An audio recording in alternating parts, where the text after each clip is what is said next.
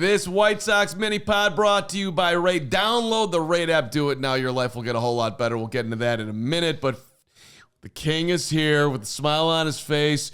Super Sean back with us as we're back. We're back. It just has things have been out of kilter here, but we're going to the offseason in style. They did lose 102 games. We thought they wouldn't, but they did. But we're moving on. And the question today is, White Sox fans, what is fair expectations? What is acceptable in 2026? 500, playoffs, win 10 more games. King, why don't you lead us off with what's fair? You're in the thick here. Coaching staff's changing. Luis Roberts coming back. Maybe he'll be traded. Maybe he won't. Will Venable's going to have a new staff. How are you feeling? Well, you didn't have one choice in there, and that's World Series champion. So it could happen. I did it. Right? It could happen. It could happen, right? It's not a non-zero. I didn't know if I was going to use the harmonica today, but you bust out World Series champion. We got to go there. Well, it's a choice. It's not one I'm going to make. Okay. You got a year to learn go White Sox. Okay, I do. I have a plus 500.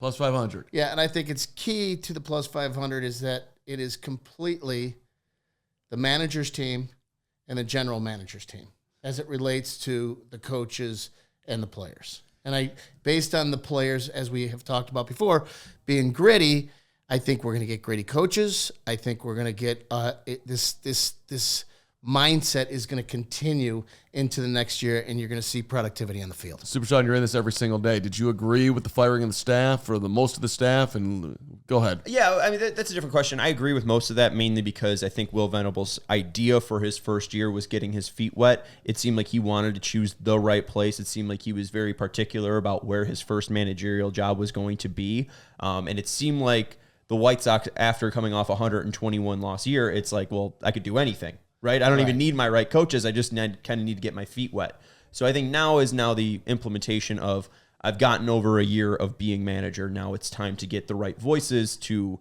talk to these players. And now that he knows, exactly who's going to be on this team, like Colson, Vargas, Mydroth, Teal, Caro, etc., I think now he maybe could tailor those voices a little bit better, get away from Marcus Tim's it's somewhat older voice and maybe bring in someone that can bring new blood, at least hitting wise. But I think expectations, like as long as they don't lose 100, I'm positive, right? I mean, they've lost 100 for 3 straight years. They're like 72 and 90. I'll take that. It doesn't even need to be 500, just like, 12 more wins, 15 more wins. I think that's like the right step. He left one playoff. I'm not against playoffs. Don't get me wrong. You went through the roster. I didn't hear the word Robert.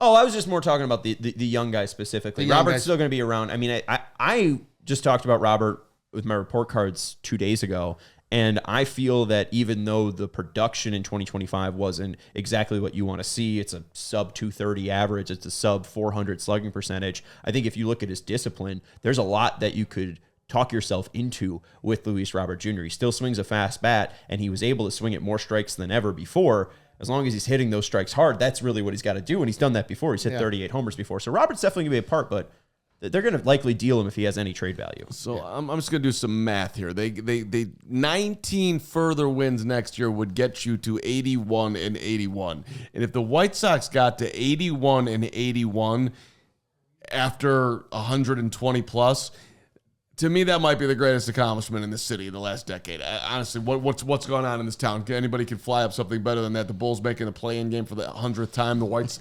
the Cubs getting to the NLDS. Has anything happened here? The White Sox going from 120 losses to 81 and 81 would be unbelievable. And that's the goal that I'm setting for them here, King. And I would say, why not? They did it this year. Why not next year? Well, it's going to be you're going to have to open up the wallet over there. Did they do it this year? They did. I know you have a direct line to the top of the food chain here. What do you expect the spending to be in the offseason? People are downplaying this. Do you think it's going to be real super light? What do you know? I don't think it's going to be real super light, but I think it's going to be what has been historically expected.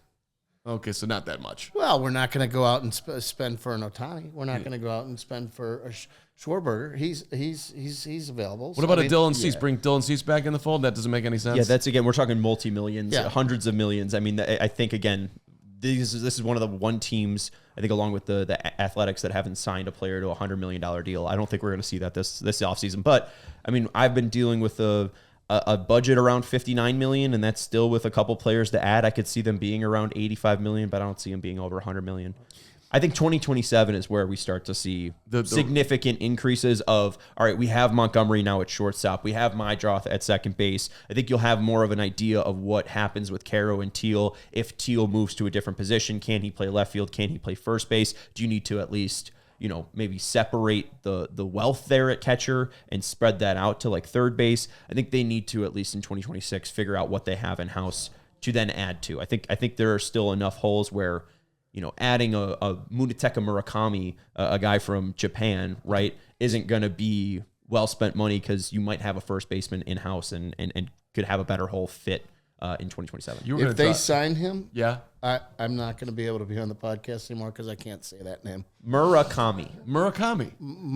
You were gonna bring him up today, and you decided not to. You were gonna Murakami, and you just decided. I think that's a verb, by the way. It might be. Do you know who his manager is over in Japan? No. Shingo Takatsu. Oh my God. There's a line. There you go. There's a thread. All right. Right to 2005. What would it, let's wrap this up with one more thought for you. What would it mean to you as the gray beard just crystallizes in a beautiful way? What would it mean for you to be able to see another White Sox World Series? Oh my God. You know who would make me happiest for is Reinsdorf. If Jerry could see, he is so dedicated to baseball in general and this team. I mean, he watches every pitch. I sometimes text with him during the game. That doesn't seem healthy. It does. It's not healthy. And He's for near him, 90 though. From 89 years old, but he's super sharp. He's super funny. But mostly, he has the biggest heart for this team and for baseball in general. He believes in the baseball gods.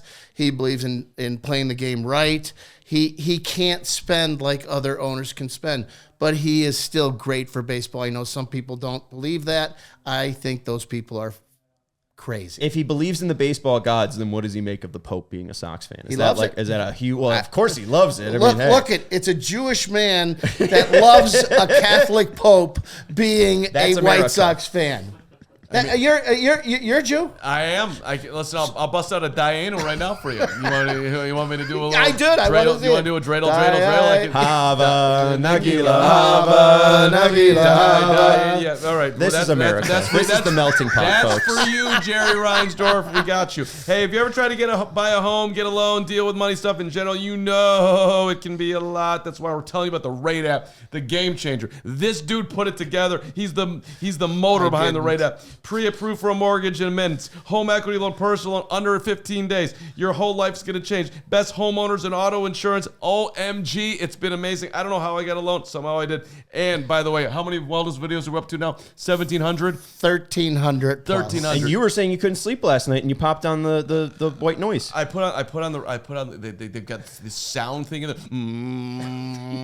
You go right to sleep with Babbling the Brook. Yeah, it's unbelievable. Download the Rate app. Do it today to get started, and tell them the King sent you. All right, 81 and 81. I think we just settled on that. 70. Actually, you know what? I would take 72. Why don't we do 73 and 89? Here's my sounds, it's not 90 lost. Here's my takeaways. 81, 81. Download the Rate app. World Series for Jerry Reinsdorf in 3 years. There you go. Wrong way. We'll see you next time.